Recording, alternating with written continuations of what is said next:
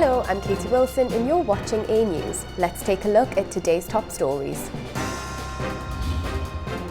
A shooting at a Texas immigration facility kills one detainee and seriously injures two others.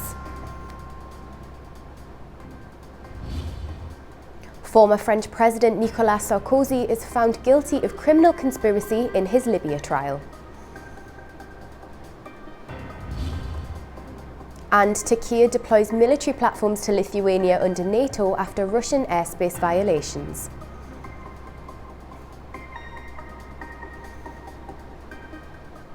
First this evening, a gunman who carried out a fatal shooting at an immigration facility in Texas left a bullet engraved with the phrase anti-ICE. The attack happened at an Immigration and Customs Enforcement field office and left two people dead, including the gunman.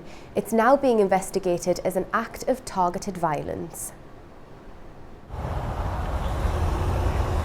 After the assassination of Charlie Kirk in Arizona, another shooting has struck the country, this time in Texas.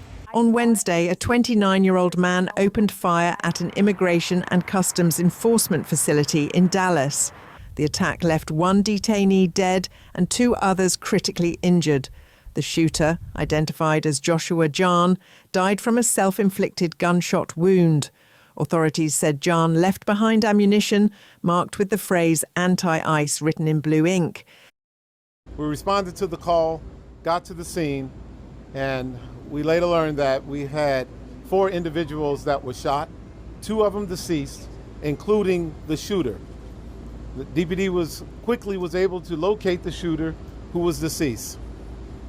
We're going to be working this investigation shoulder to shoulder with our federal partners. The FBI is on scene. The exact motive for the attack remains under investigation. However, the Republican sides identify it as a radical left attack. President Donald Trump said on social media that he would sign an order to shut down domestic terrorism groups and told Democrats to stop speaking against ICE. Vice President J.D. Vance also weighed in on the incident, strongly condemning the attack.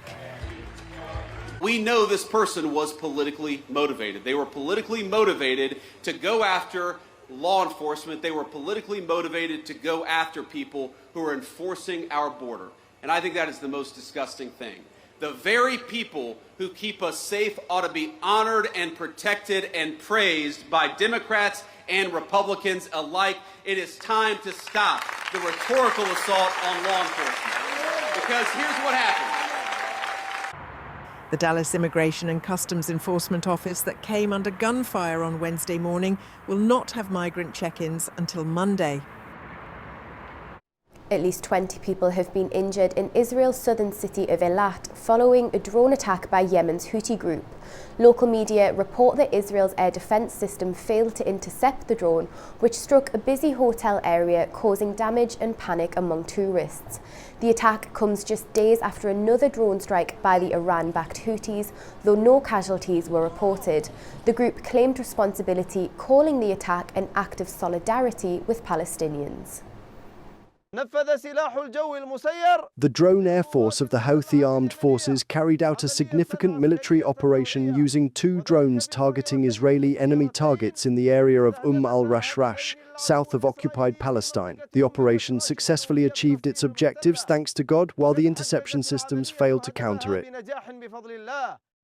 A man has been arrested in West Sussex over a cyber attack that disrupted check-in and baggage systems at airports across Europe, including Heathrow. The National Crime Agency says Collins Aerospace, which runs the systems, was the target. Our UK correspondent Zainab Farazada has more. A man in his 40s has been arrested in West Sussex in connection with a cyber attack that disrupted check-in and baggage systems at multiple European airports, including London Heathrow.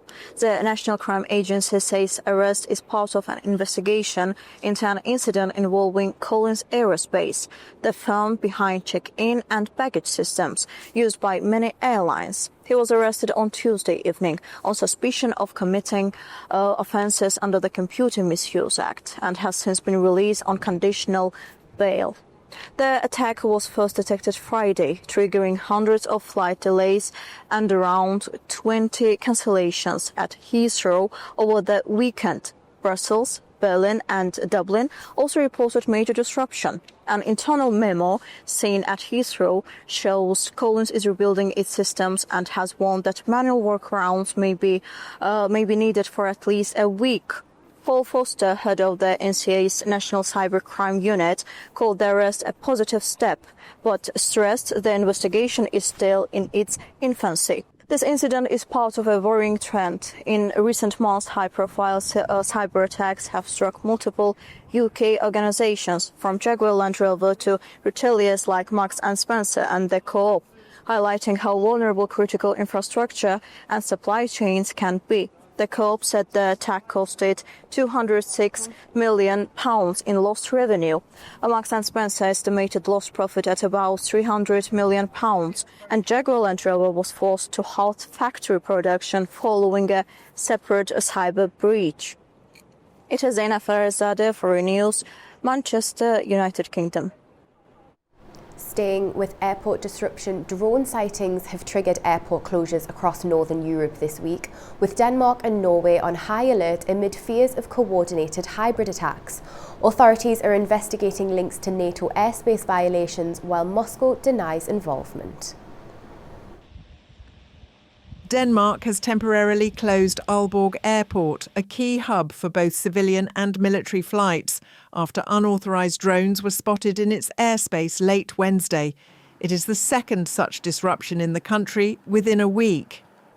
3 smaller airports in southern Denmark also reported drone activity, but remained open. The incident follows a similar drone incursion that shut down Copenhagen Airport for 4 hours earlier this week,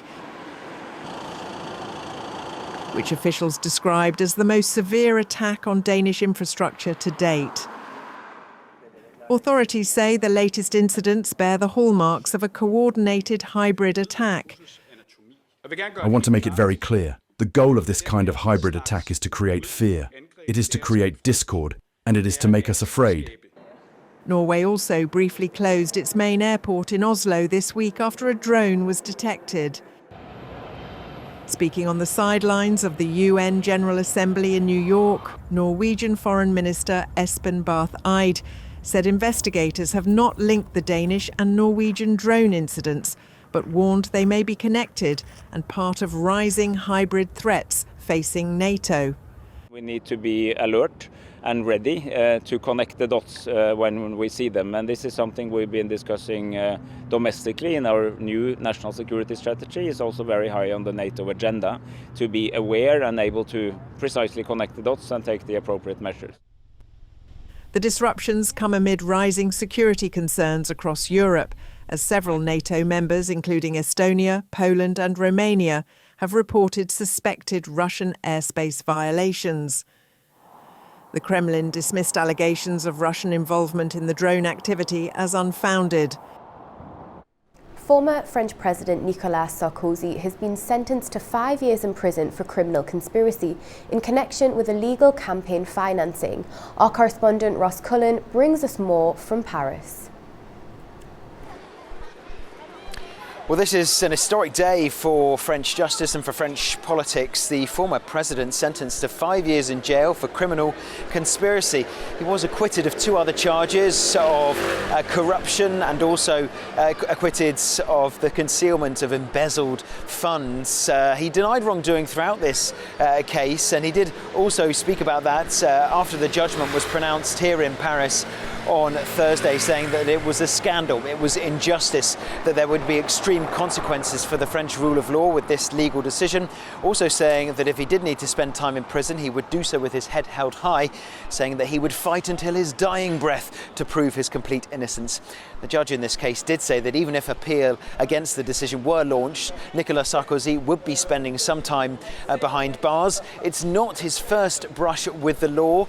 We did see a previous conviction for trying to bribe a judge. For that, he had to wear an electronic tag for 3 months. Another conviction of drawing up fake bills to hide illegal campaign overspending in his ultimately unsuccessful bid for re-election in 2012. An appeal has been launched against that verdict.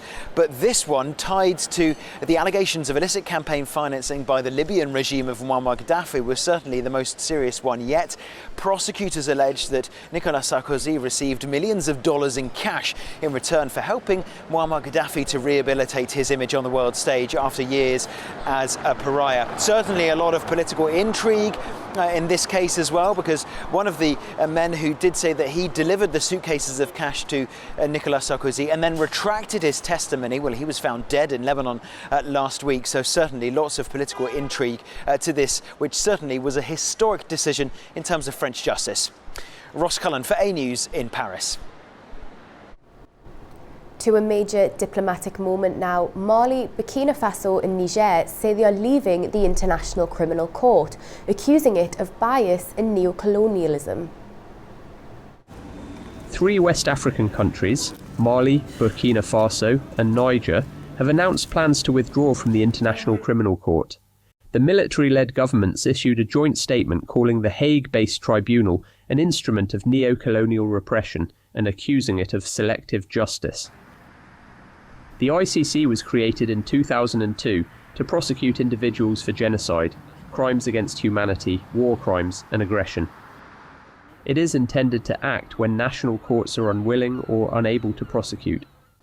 Out of 33 cases brought since its inception, most have involved African countries, fueling long-standing criticism of anti-African bias. Withdrawal from the ICC takes effect 1 year after formal notification to the United Nations. The decision mirrors the 3 states' earlier exit from the West African bloc ECOWAS, as they push to build their own regional institutions under the alliance of Sahel states. The current authorities of these countries say the court has failed to deliver genuine justice, and instead reinforces outside influence over African nations. They argue the withdrawal is a step toward building their own systems of peace and accountability. The third day of the general debate of the UN General Assembly in New York is underway. One of the key speakers, the president of the Palestinian Authority, Mahmoud Abbas, delivered a speech via video which focused on what could come next for the Gaza Strip following the end of the war. He denounced the October the 7th Hamas attack on Israel, adding there will be no place for the group in the state of Palestine. We have affirmed and we will continue to affirm that the Gaza Strip is an integral part of the state of Palestine and that we are ready to bear full responsibility for governance and security there. Hamas will not have a role to play in governance. Hamas and other factions will have to hand over their weapons to the Palestinian National Authority. Typhoon Ragasa, the strongest storm of the year so far, has struck the Asia region, killing at least 20 people. It's forced thousands to evacuate, leaving streets deserted and homes destroyed. Landfalls, heavy rains, floods and devastated homes. Super Typhoon Ragasa continues to wreak havoc across Asia. Last numbers show that at least 20 people dead during Ragasa typhoon in Taiwan and the Philippines. The death toll is expected to rise as search and rescue operations continue. Power outages and blocked roads have further complicated relief efforts. The storm earlier passed near the Chinese territories of Hong Kong and Macau, where fierce winds woke residents during the night. Schools and flights were cancelled and many businesses were closed. Before reaching Hong Kong, Ragasa had brought devastation to parts of Taiwan and the Philippines. In Taiwan's eastern Hualien County, the typhoon caused a barrier lake to burst its banks, sending water gushing into nearby Guangfu Township. Muddy torrents destroyed a bridge, turning the roads in Guangfu into churning rivers that carried vehicles and furniture away. Ragasa was downgraded from a super to a severe typhoon on Wednesday, but it remains highly destructive. Emergency services have rescued over 8,000 people, but power outages and blocked roads continue to hamper relief efforts. We'll be back after a short break, and when we return, we'll consider the implications of Washington potentially sanctioning the International Criminal Court. Don't go anywhere.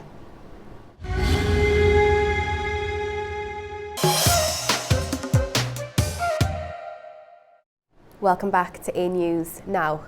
The United States is considering imposing sanctions against the International Criminal Court in retaliation for investigations of suspected Israeli war crimes. This puts the court's day-to-day operations in jeopardy. Washington has already imposed targeted sanctions on several prosecutors and judges at the court, but naming the court itself in the sanctions list would be a major escalation. Joining us to discuss what all of this means is political analyst Tom Gross. Thank you for being with us. Now, Tom, you're based in Israel. What's the reaction been to this among the Israeli public?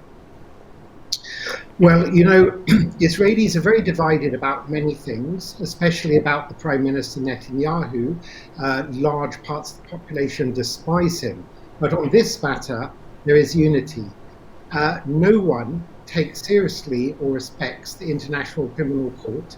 It is widely viewed as a kind of legal arm of the kind of terror axes against Israel. It effectively is singling out Israel and Israeli leaders for what's seen as Israel defending itself. And is it singling out Israeli leaders, though? Because it has indicted figures from the Hamas militant group too. No, it indicted one person, Mohammed Deif, 5 months after he died, as a kind of fig leaf. I mean, look, the indictments, I think, against Netanyahu and the former Defense Minister Gallant were in November 2024. And the Palestinian from Hamas, who, by the way, is not a political leader, he was a specialist in lacing suicide bombs with kind of nails to rip through flesh of Israelis on buses and so on. So first of all, he should never have been paired with democratically elected leaders. But more to the point was, he was already dead. So Prosecutor Khan, who is absolutely biased, in the same way UNRWA is, they are not, they are the ones who are undermining international law. Now most countries have reinstated funding for UNRWA, as a UN-authorised independent review found that Israel had not provided credible evidence for its accusations against UNRWA. Well, that's nonsense. UNRWA itself has admitted that a number of its staff participated in the October 7th attack. Some of the hostages, for example, Emily Damari, who's a British-Israeli citizen who was seized from her flat, her apartment, she was held hostage in an UNRWA facility for several months in Gaza. So the only people defending UNRWA are the same people who de facto defend Hamas. UNRWA are a thoroughly discredited arm of the UN that the rest of the UN, frankly, many are embarrassed and should be embarrassed by. So why have many governments reinstated funding for UNRWA? Well, because really under domestic pressure, in the feeling that you have radical elements, or you have indeed the media often reporting fake news that there's a lack of food in Gaza. There isn't a lack of food. There's a problem with distribution of food within Gaza, so that some Palestinians have not got enough. But there isn't a problem of food. But there's been a famine declared in Gaza City by UN-backed food security experts. Yes. And again, I should say the person behind that, Tom Fletcher, who is the Undersecretary of the UN for Humanitarian Causes, he's the most unreliable person you could imagine. He's the same person that told the BBC about 6 months ago that 14,000 Gazan babies had starved to death. And, you know, within 48 hours, it's complete nonsense. Now, that is not to say there's not all kinds of terrible suffering of Palestinians in Gaza. There absolutely is. But we have to separate the need to make sure that the war comes to an end and civilians are protected to a kind of lawfare by malign actors such as Prosecutor Khan at the ICC and Ambassador Fletcher on behalf of UNRWA, who have not got the best interests of Palestinian civilians at heart. They are part of a kind of legal warfare campaign against Israel, which is one reason, as you mentioned in your introduction, that the United States, and it's not just Trump, it was the previous Biden administration too, are considering all kinds of measures against the ICC, not in order to stop international law, but to kind of restore international law and get these people who are perverting international law, like the ICC, out, remove them and have a impartial and proper court that would do its job. So if the ICC, which is broadly aligned with the UN Commission of Inquiry, if they've simply got it wrong and they're unreliable, as you say, who is there internationally to hold potential war criminals to account? Well, there are some people at the ICC. I think there was a judge from Uganda, and she herself said about Prosecutor Khan that he was unreliable. There are good justices there. It's a question of who's running it. It's not necessarily, there's a ground for a system with a UN and an international criminal court. The problem is it's been hijacked by people that are bad actors. And in a way, it's, as I understand it, it's a little bit like what the Trump administration is doing with US aid. There is need for international aid given by the United States, but US aid lost its way. You have people, including people I know who work there, who have 5-hour-long lunch breaks and don't do any work. So is this just a few bad apples then, Tom? Because the development... More than a few bad apples. It's decades of unaccountability and corruption and jobs for the boys as kind of internal system where, there's no proper accountability at these institutions and they've lost their way. So I would, unfortunately, it's more than a few bad apples, and many international institutions, unfortunately, are also less than efficient. And sometimes they're people in for their own advancement or to make more money or something, not to do the job they're meant to be doing. So there is a distinction to be made here, as Washington has already sanctioned individuals related to the ICC, but here we're talking about naming the court itself in the sanctions list. Is that a valid distinction? Should we be looking at sanctioning individuals, or is Trump right to be looking at sanctioning the court itself as a whole?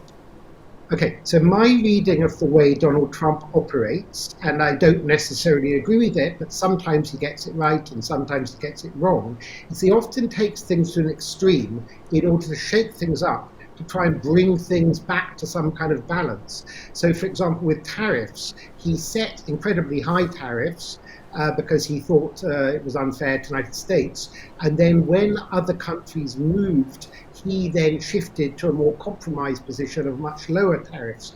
So also with the International Criminal Court, with the United Nations, he gave a very strong speech, I think it was yesterday, at the UN, criticizing the UN.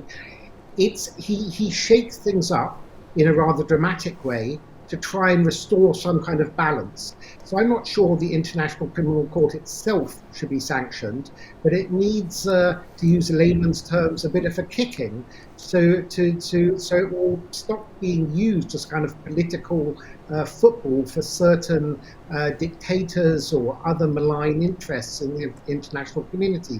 And I might go further and say the UN itself. What is the UN? There's a majority of UN member states are run by dictatorships, not by democracies. So on bodies like the UN Human Rights Council and the UN, I don't remember the exact name, but the UN Council looking after women's rights, I believe it's chaired by Iran, and I believe Afghanistan have a seat on it, and this is ridiculous. This is like a bunch of dictators getting themselves together, and then what they do, instead of dealing with real problems like women's rights in Afghanistan under the Taliban, they again bash Israel when it comes to women's rights, which is preposterous. Israel is far from perfect in many respects, but women's rights is not among them.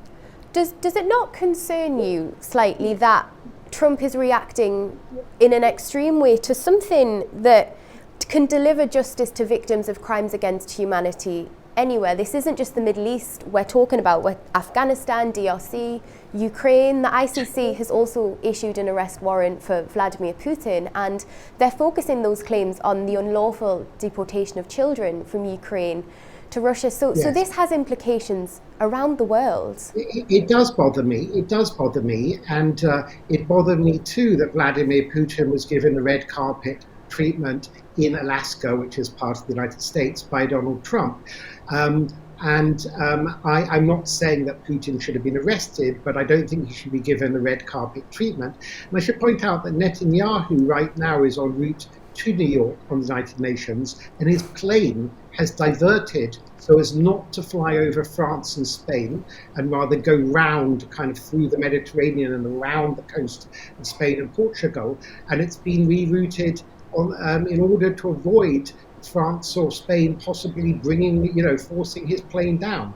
So there are obviously repercussions for people, including Netanyahu, who have been indicted by the ICC.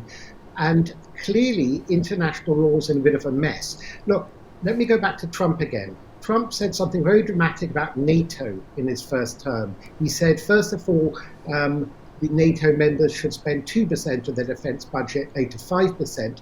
Now, all I can say is, in a way, Trump hasn't destroyed NATO, he's rescued NATO, because other NATO members are now taking it more seriously and contributing to it.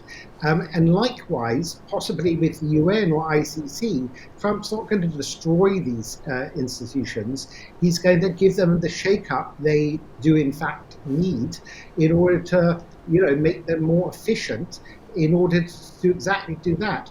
Go after war criminals, of which there are many all over the world, rather than, so my reading of Trump, but I hope I'm right, because obviously he's very unreliable, and as I say, we are running out of time now. Apologies there for chiming in, but thank you so much for your perspective. It's always really great to hear your thoughts.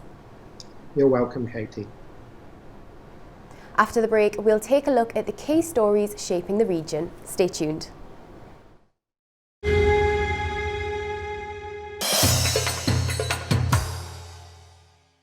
Welcome back to A News. Now, let's take a closer look at the key stories shaping the region. Turkey has temporarily deployed an airborne warning and control system aircraft to Lithuania as part of NATO security measures, its defence ministry announced on Thursday. The mission follows repeated violations of Baltic and Polish airspace by Russian drones and fighter jets, which NATO officials say are aimed at testing the alliance's readiness. These military aircrafts can detect low-flying drones and other objects that ground-based radars may miss. Turkey did not provide further details about the operation.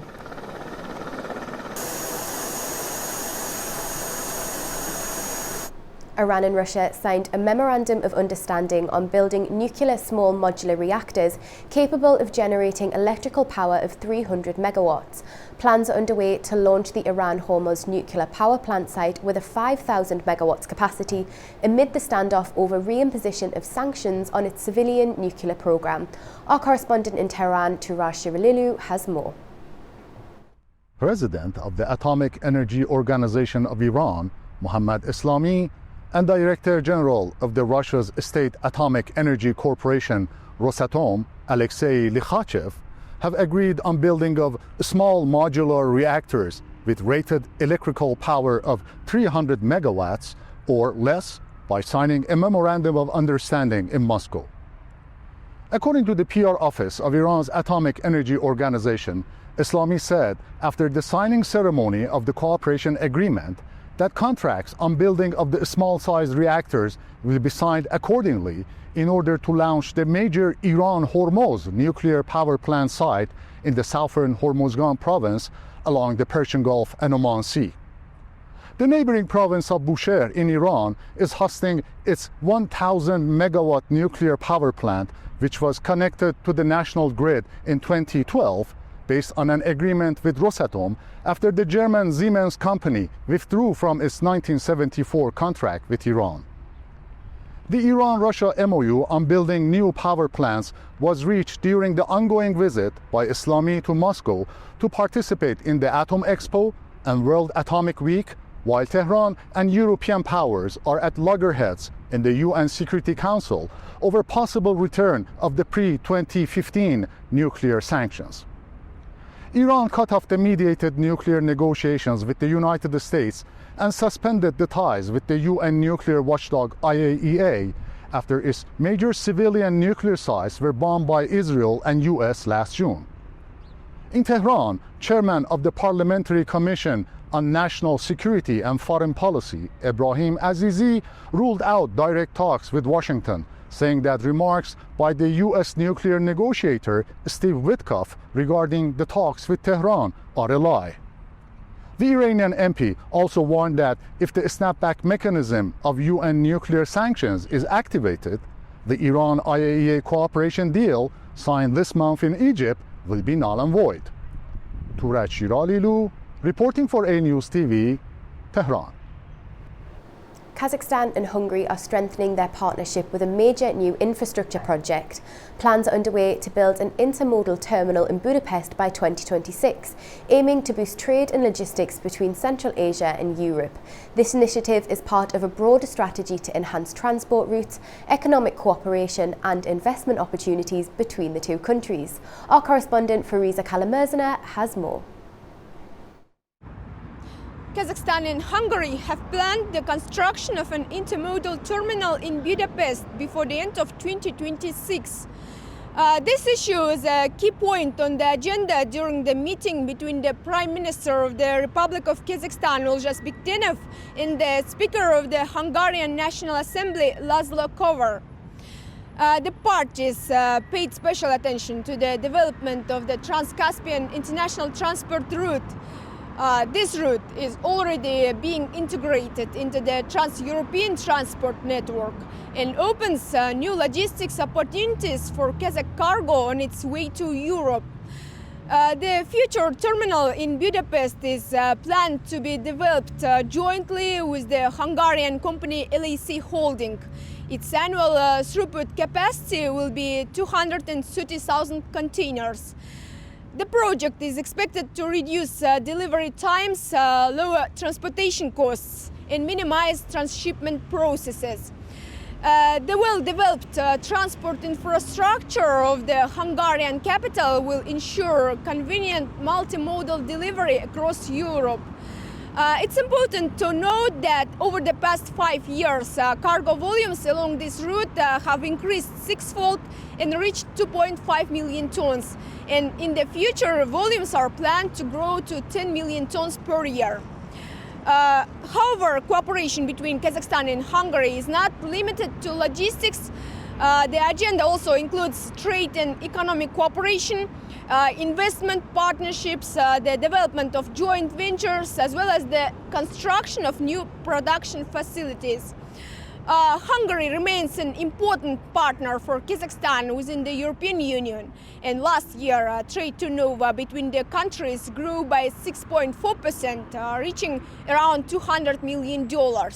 In the first 7 months of this year, growth already reached 27%, with a volume exceeding $150 million.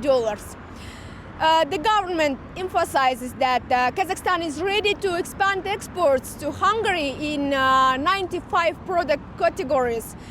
This opens up significant potential for trade growth and strengthening economic ties. From Almaty, Kazakhstan, Fariza Kalamerzana, A News. The European Bank for Reconstruction and Development has upgraded its economic growth forecast for Central Asia in 2025 to 6.1%, up from 5.5%. The bank kept the 2026 growth forecast steady at 5.2%, citing strong industrial output, stable domestic demand, rising investment, higher real wages and remittances as key growth drivers. Kyrgyzstan is expected to lead the region with 9% growth in 2025, followed by Tajikistan, Uzbekistan, Kazakhstan, Mongolia and Turkmenistan. Tensions between Georgia's government and Western partners are deepening, with a series of diplomatic confrontations unfolding in Tbilisi. In the past 2 days, both the German and British ambassadors have been summoned to the Ministry of Foreign Affairs, while sharp exchanges with the EU and a joint response from 27 embassies mark a significant low point in Georgia's relations with its allies. Our correspondent Nini Nikolaishvili has more. The ambassador of the United Kingdom to Georgia, Gareth Ward, was summoned to the Ministry of Foreign Affairs. He entered and left the building without commenting to the media. This makes him the second Western diplomat called in by Georgian authorities in just 2 days. On Wednesday, German Ambassador Peter Fischer was also summoned for the first time in the history of modern German-Georgian relations. Fischer described the move as a form of diplomatic sanction and firmly rejected what he called baseless accusations. The German Foreign Ministry later condemned the summons as unfounded and damaging to bilateral relations. The confrontations did not stop there. Speaker of Parliament Shalva Papuashvili and Prime Minister Irakli Kobakhidze openly accused the European Union's ambassador Pavel Herchinsky and the European Commission of encouraging radicalism, polarization and even potential violence linked to the opposition rally planned for October 4. In response, 27 embassies, including the EU member states and the UK, issued a rare joint statement. They strongly rejected what they called unfounded and damaging allegations against diplomatic missions, stressing that meeting with all sides of society is standard diplomatic practice under the Vienna Convention. They also underlined that they support no political party and called on all leaders in Georgia to reject violence and ease tensions. This rapid escalation has raised questions about Georgia's trajectory toward the European Union. Analysts warn that repeated clashes with Western diplomats risk undermining trust with Georgia's closest partners at a critical moment for its EU membership bid. It's Nini Nikolaishvili reporting from Tbilisi, A News. A major diplomatic development took place this week in New York, where the Organization of Islamic Cooperation's contact group on Afghanistan held its first ever meeting on the sidelines of the United Nations General Assembly. Our correspondent Tamim Bahis has more from Kabul. A major diplomatic development took place this week in New York, where the Organization of Islamic Cooperation's contact group on Afghanistan held its first ever meeting on the sidelines of the United Nations General Assembly. The meeting brought together foreign ministers and senior officials from OIC member states to discuss Afghanistan's ongoing humanitarian and political crisis. Pakistan's Foreign Minister Ishaq Dar underscored his country's commitment to peace and stability in Afghanistan. He urged OIC states to provide unconditional humanitarian aid, revive trade and banking systems, and strengthen regional connectivity. Dar also called on Afghan authorities to take, quote, concrete and verifiable actions against cross-border terrorism. He proposed the creation of an OIC working group of experts to draft a roadmap for Afghanistan's future, stressing that sustainable peace requires sincerity, mutual respect, and political will. From Qatar, Minister of State for Foreign Affairs Mohammed bin Abdulaziz bin Saleh Al Khulaifi also emphasized the critical role of the OIC contact group. He said Afghanistan's current situation demands joint commitment from member states, highlighting the need to create conditions for meaningful dialogue and lasting support for Afghanistan. Qatar's foreign ministry noted that Afghanistan is facing unprecedented humanitarian, economic and political challenges, making unity among OIC members essential. So far, Kabul has not issued a statement on the OIC meeting. However, in the past, it has praised regional initiatives aimed at tackling the country's crisis. This is Tamim Bahis in Kabul for A News. Azerbaijan's relations with the United States have shifted in tone and intensity over the past decade, reflecting changes in Washington as well as Baku's own priorities. President Aliyev's participation at the UN General Assembly highlights these dynamics. Let's take a closer look. Azerbaijan's relations with Washington have seen notable shifts over the years, influenced both by global developments and changes in U.S. administrations. From the Trump presidency to Biden's tenure and now Trump's return to office, Baku's engagement with Washington has taken on new dimensions. President Ilham Aliyev has regularly used the United Nations General Assembly as a platform to highlight Azerbaijan's position in global affairs. He attended the sessions in New York in 2017 and 2025 in person, while in 2021, amid the COVID-19 pandemic, he addressed the assembly by video link. Azerbaijan-US relations during Donald Trump's first term were defined by pragmatic cooperation. While energy and security remain the backbone of ties, Washington also acknowledged Baku's role as a regional player in the South Caucasus. When Joe Biden entered the White House in 2021, relations became more cautious. Meanwhile, energy security, particularly after the start of the Russia-Ukraine war, brought renewed attention to Azerbaijan as a key supplier for Europe. Now, in Trump's second term, ties between Washington and Baku have entered a new stage. Trump has prioritized strategic cooperation with Azerbaijan, underscored by his mediation in the South Caucasus conflict. On August 8, under Washington's auspices, Armenia and Azerbaijan signed a peace agreement, a move seen as one of the most significant diplomatic achievements in the region in recent years. For Azerbaijan, maintaining a balanced partnership with the United States remains crucial, both for advancing its national interests and for ensuring stability in the Caspian and South Caucasus region. Over to Armenia now. Armenian Prime Minister Nikol Pashinyan has arrived in Moscow on a working visit to attend the World Atomic Week Forum.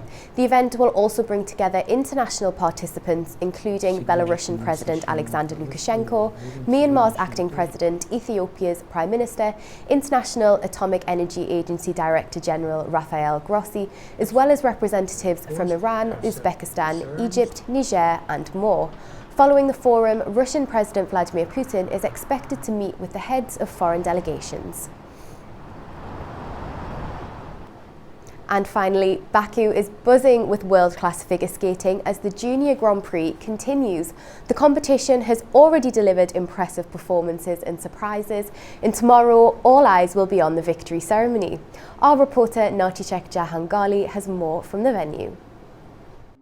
The 2021 ISU Junior Grand Prix of figure skating has entered its second day. Today, the men are performing their free programs on the ice, while the pairs are competing with their short dance routines. A couple of minutes ago, Anna O'Brien and Derek Tong, who are representing Azerbaijan in pairs, performed on the ice. We had a chance to speak with them afterward, and they were both super excited and pleased with their performance.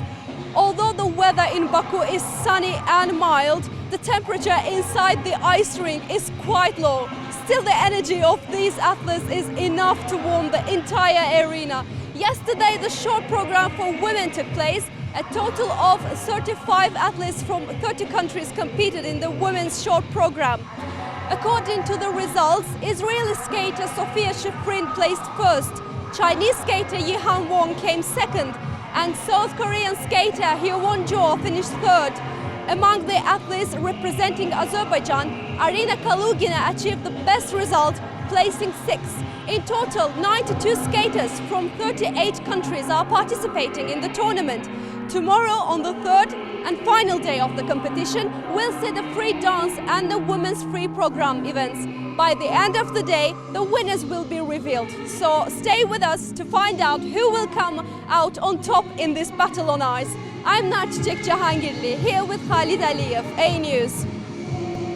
We'll be back after a short break, and when we return, we'll take a closer look at Prime Minister Pashinyan's visit to Moscow to attend the World Atomic Week Forum.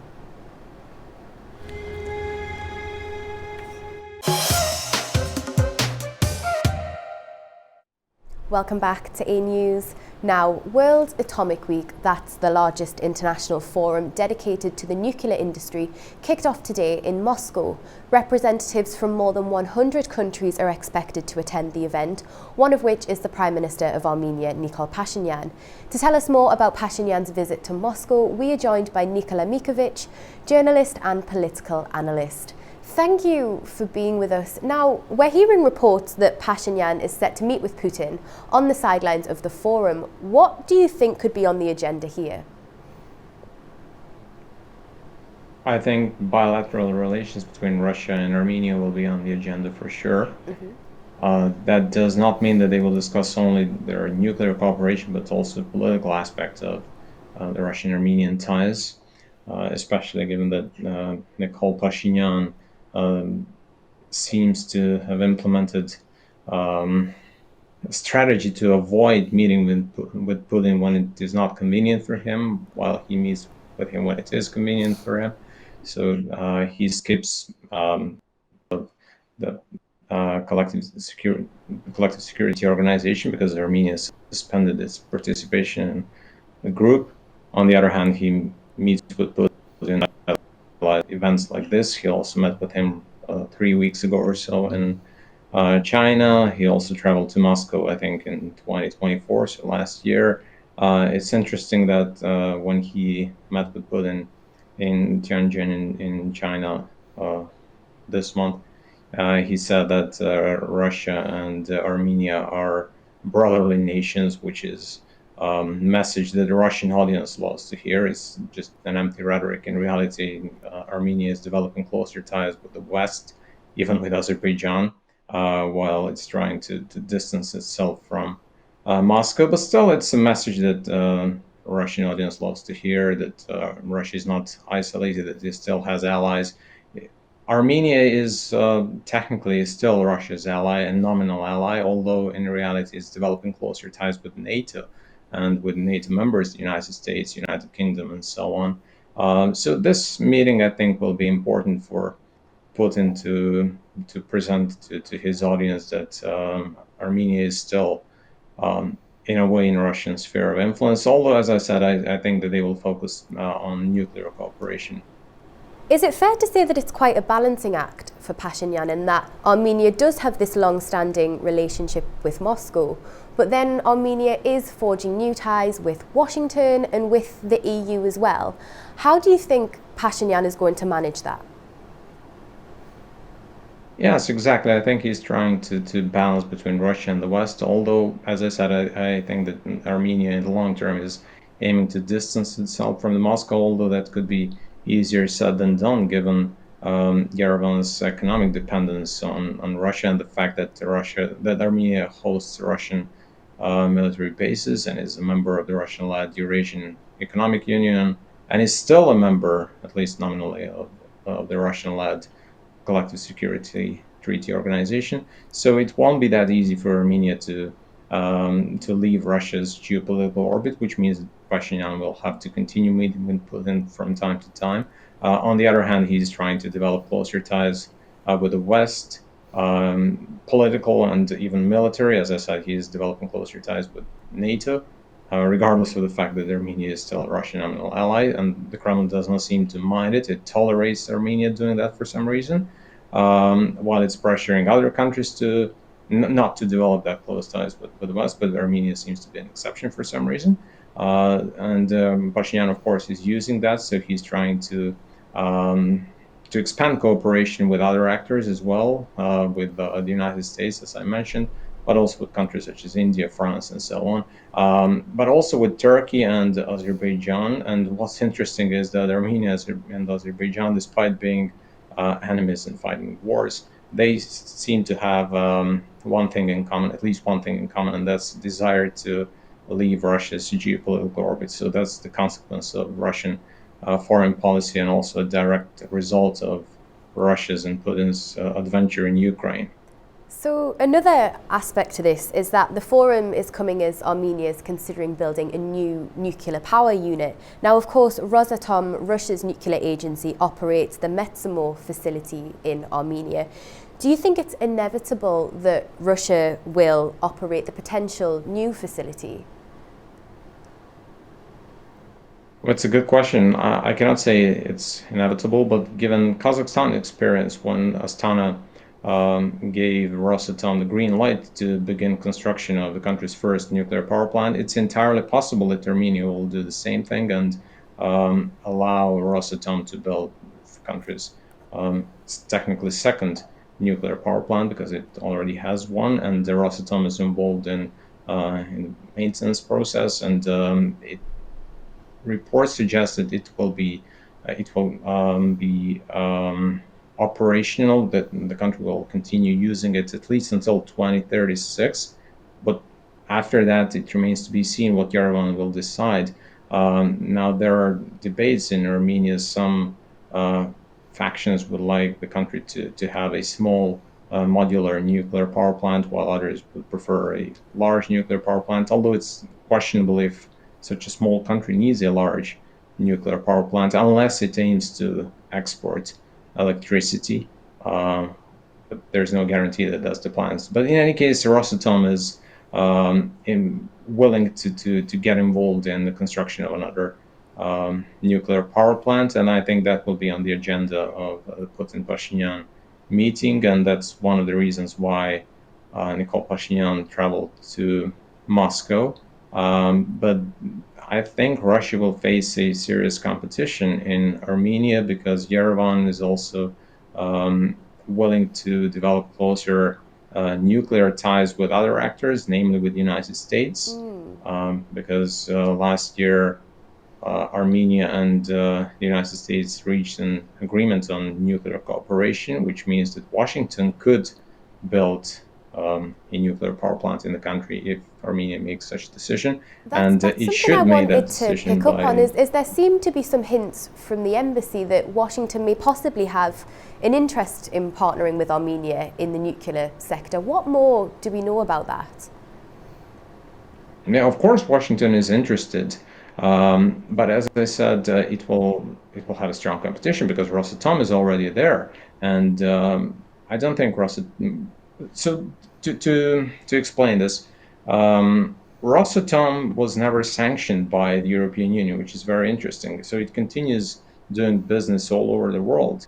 And the fact that it got the green light to do business in Kazakhstan is also signaling that the United States and Moscow reached some kind of an agreement, behind-the-scenes agreement. So Moscow got the green light to do that. But on the other hand, it's quite possible that Moscow will have to give to Washington something in exchange. So it could be the same thing in Armenia. So if Rosatom builds a nuclear power plant in Armenia, then maybe it will have to turn a blind eye to Washington's plans to build the Nakhchivan corridor, or how is it called now, the Trump route, or some other exceptions.